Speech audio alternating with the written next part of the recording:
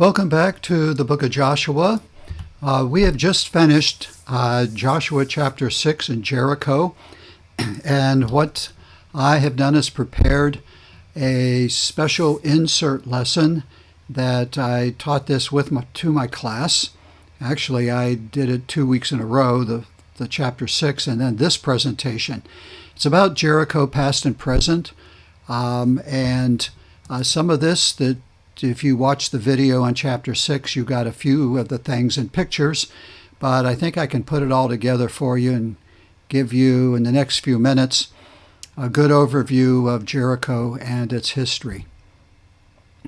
This is an artist's concept based upon the archaeological dig that is ongoing in Jericho, and finds that they have turned up in discoveries, and they put these pieces together. We now have the ability of using drones in the air and electromagnetic as well as satellite imagery to help not just put a city back together, but to actually find them. And so someone took the actual site, and you're looking, other than the animated computer-generated picture, that is Jericho. You can see roads going around it and people living around, but that is the mound, and they put the actual dimensions of where that would have fit and how it would have looked.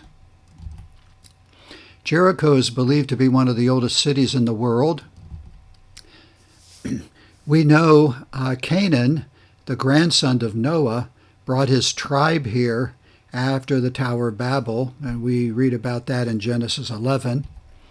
We know there was the confounding of the languages, and here is Noah's family tree. You can see that Ham is the son that had Canaan to the far right with the blue arrow, and then you can see a lot of his descendants. Look down at the bottom line, and let me just share a couple of things with you. Look at, you see Zidon and Heth, but look at Amori. How does the Amorites, the Girgashites, the Hivites, these are people and offshoots of the tribe and the family of Canaan that populated the Promised Land. But of course, how even in our own lives growing up in Sunday school, we were taught this is Canaan land. Well, Canaan land is not just a made-up name, but it was named after Canaan, who migrated and built his family and the cities. In 1423 BC, our first biblical reference comes in Numbers chapter 22, verse 1. This is right in the area of Balak, and he sends for Balaam, and you know about the talking donkey. Then the children of Israel moved and camped in the plains of Moab on the side of the Jordan across from Jericho. So they're still on the east side. And you see this is a good map, but there's the plains of Moab on the eastern side of the Jordan River, and then of course Jericho over on the other side. Jericho was also considered the strongest fortress in Canaan, and we read that in Numbers 34. The two tribes and the half-tribe have received their inheritance on this side of the Jordan, across from Jericho, eastward toward the sunrise. And these are just mentions of them, but it documents it was there. And here are the 2.5 tribes, and they are mentioned getting their inheritance early. In 1404, the conquest of Jericho and the victory of Israel is one of the most and best known stories in the Bible, Joshua 6. It was given to the tribe of Benjamin in Joshua 18 when the land was being divided among the 12 tribes of Israel. Now the cities of the tribe of the children of Benjamin, according to their families, were Jericho, Beth Hoglah, Emek, and Keziz. So there's Benjamin, and Benjamin's quite small. I believe it's the smallest tribe in landmass. You can see it in the blue, and you can see Jericho dotted on it. It was inhabited during the time of the judges. Getting the Ammonites and the Amalekites to join him, Eglon came and attacked Israel, and they took possession of the city of palms. Now, that's what Jericho means. It's that it was the city of palms. They had a lot of palm trees, and they still do. And here is that battle. What actually happens, Ehud is the judge in the book of Judges that God raises up, and he pulls off a victory for Israel. And he goes to Jericho to meet King Eglon of Moab there. And as Eglon, they lose, and as Eglon flees, Ehud chases him and kills him. It does not appear, Jericho, again until 2 Samuel 10:5. When David was told about this, he sent messengers to meet the men, for they were greatly humiliated. The king said, "Stay at Jericho till your beards have grown, and then come back." Also in 2 Kings 2, verse 5, there was a school for the prophets at Jericho.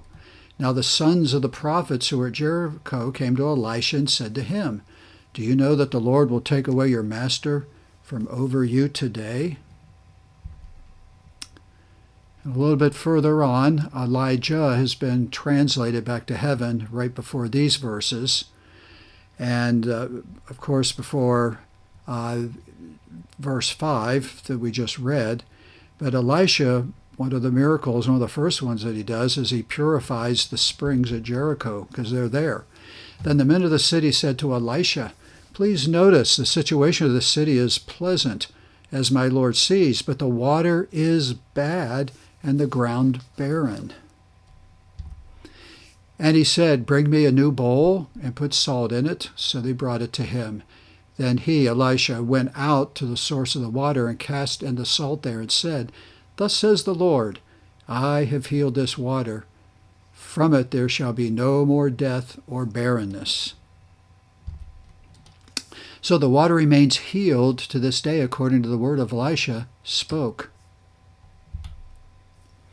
And there it is today. And people drink out of that.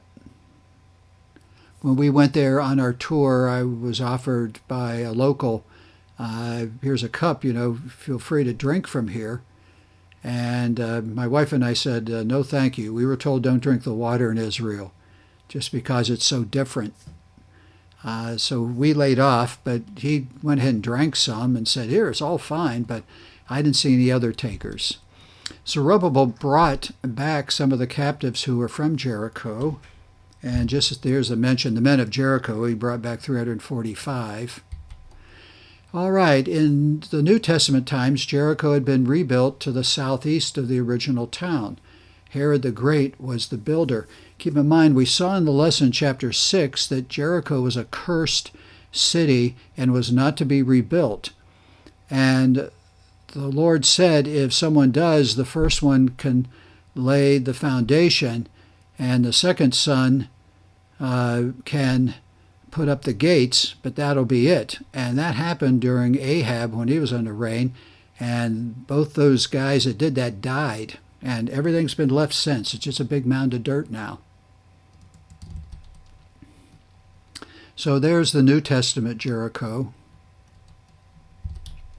Jesus, on his last trip to Jerusalem, stopped by for a visit. He healed 2 blind men in Matthew 20, but he's still there, and it's the same trip. It's just the account in the second one doesn't show up in Matthew. He brought salvation to Zacchaeus. Remember, he climbed up in the sycamore tree and to his house. So here's those 2 stories. Now, as they went out to Jericho, a great multitude followed him. And behold, two blind men sitting on the road, when they heard that Jesus was passing by, cried out, saying, Have mercy on us, O Lord, Son of David. Then the multitude warned them that they should be quiet, but they cried out all the more, saying, Have mercy on us, O Lord, Son of David. So Jesus stood still and called them and said, What do you want me to do for you? They said to him, Lord, that our eyes may be opened. So Jesus had compassion and touched their eyes, and immediately their eyes received sight, and they followed him. Luke 19, Now behold, there was a man named Zacchaeus, who was a chief tax collector, and he was rich. And he sought to see who Jesus was, but he could not because of the crowd, for he was of short stature. So he ran ahead and climbed up into a sycamore tree to see him, for he was going to pass that way. And when Jesus came to the place, he looked up and saw him and said to him, Zacchaeus, make haste and come down, for today I must stay at your house. So he made haste, came down, and received him joyfully. But when they saw it, they all complained, saying, He's gone to be a guest with a man who is a sinner. Then Zacchaeus stood and said to the Lord, Look, Lord, I give half of my goods to the poor, and if I've taken anything from anyone by false accusation, I restore it fourfold. And Jesus said to him, Today salvation has come to this house, because he also is a son of Abraham. For the Son of Man has come to seek and to save that which was lost. Now we jump way ahead. In 1840, and that's real close to us now, what had become Jericho number 3, and that was 2 miles further east, was destroyed by the Turks. And so there have been 3 Jerichos, one of Joshua, 2 that Herod built, and 3 the Crusaders did, but then the Turks destroyed it. 1949, Israel became a nation. Jordan was annexed and ruled Jericho. And this ran from approximately 1949 to 1967. And you can see a chunk of that. So in 1967 to 1994, Israel had taken back this area because of the war and occupied much of the West Bank. But what I did not slice the time up above, but what had happened in 1993, there was some Oslo Accords that were passed that divided up the land again and basically took land from Israel so that there would be peace forever and ever and ever.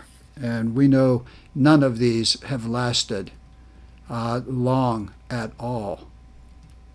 So here is what the Oslo Accord made up.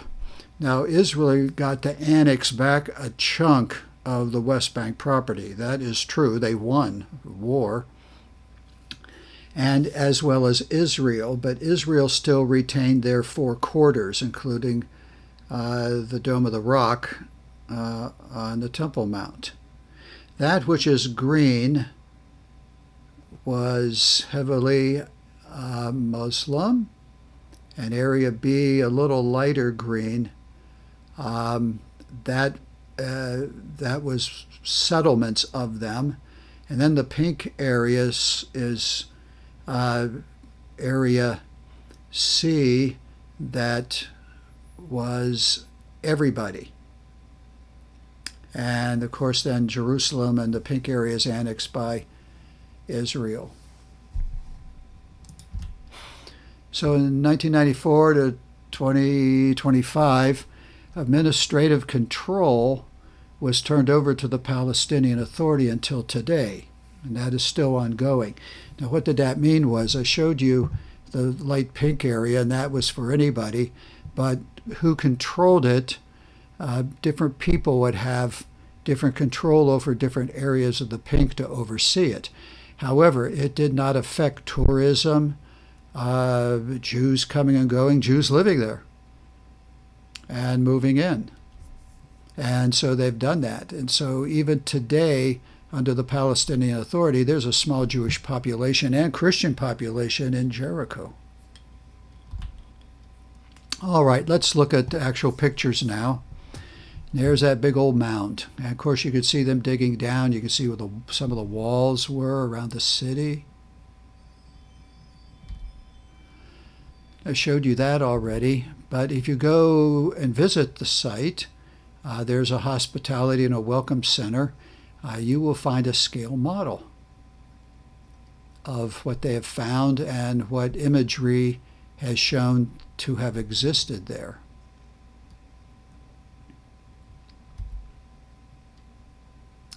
There's a pretty good shot right now.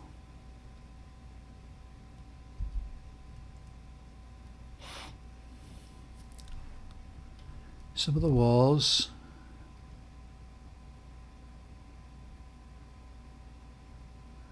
Of course, they build ramps, and so tourists can get around. Those were not there when we were there. It was just a big mound. Look at the steps going down into the dig so archaeologists can get there.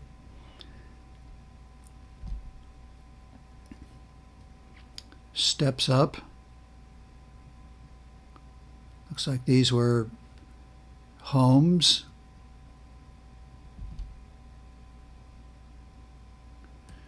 There was, if you look at that circular thing in there, that would have been a wine press. There's room for men to walk around or an animal to walk around, squishing the grapes. In 1998, Yasser Arafat spent $150 million and built a casino and a resort in Jericho. I've not been back since that, so I've not seen it, but our church sends tours quite often. And along with that, they built this skyline ride that takes you up into the hills, but you can see it's coming down.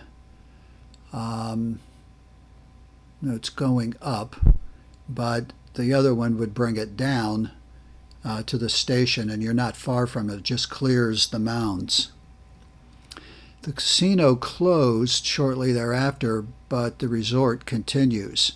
Biggest reason the casino closed was this. Think of your pastor. If he's going to put together a tour to Jericho and fill a bus, or 3 buses or 4 buses, and all of a sudden he drives in, there's a casino. What was happening, the tour groups, by almost all of them, were canceling a stop in Jericho. If any of them went, they just drove, they stayed in the bus, and the bus drove on those roads around it. And they left it out. So all of a sudden the casino is gone. Now at the backdrop on those hills, there still is a monastery that is inhabited by monks that dates back 1,000+ years. They haven't lived that long, but they continue to populate there.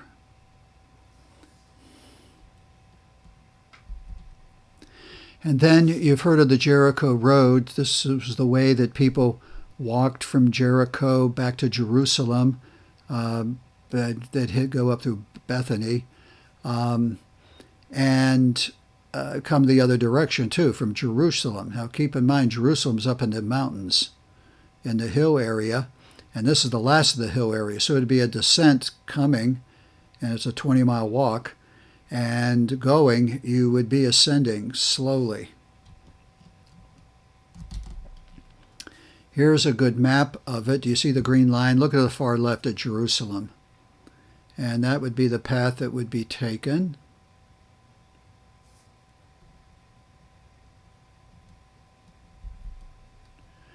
And just for interest, this is a satellite. If you look at Jerusalem, the word, find the letter A and L, and look down below it. That's the Temple Mount.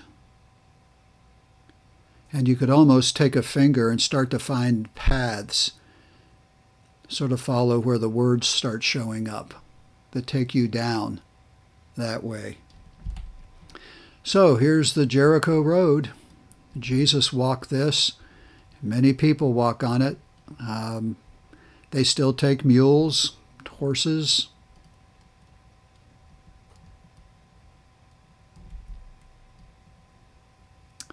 About halfway is the Inn of the Good Samaritan, And you know the story of the man that was beaten, left for dead. He was robbed.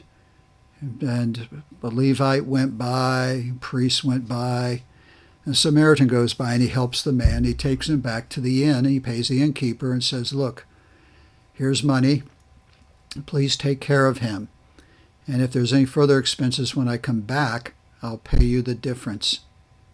So Jesus told this story of the Good Samaritan. And this is the end of the Samaritan. Well, I want to finally end with going back to Elisha's well and springs. There's a story to be told about this. If you were to go to Jerusalem, and if you went on any of the tours, you were probably taken to Solomon's mines.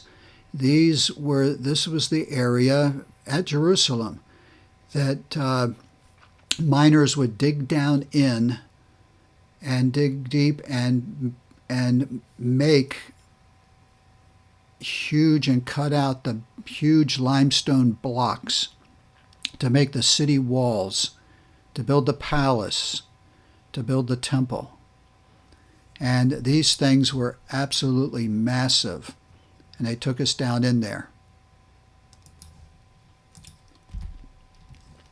Here's another shot of it, but let me go back. When my wife and I visited there, our guide took us in, and of course it was a big opening, but as we walked back into it, certain areas started dropping off. The further we went, our guide said, don't go past this area. He says, this is actually a cave, and we have sent people in the past, explorers, to see how far back it has gone. And he said, we've only done it a couple of times and no one has ever come back. And so they had no idea where this went to.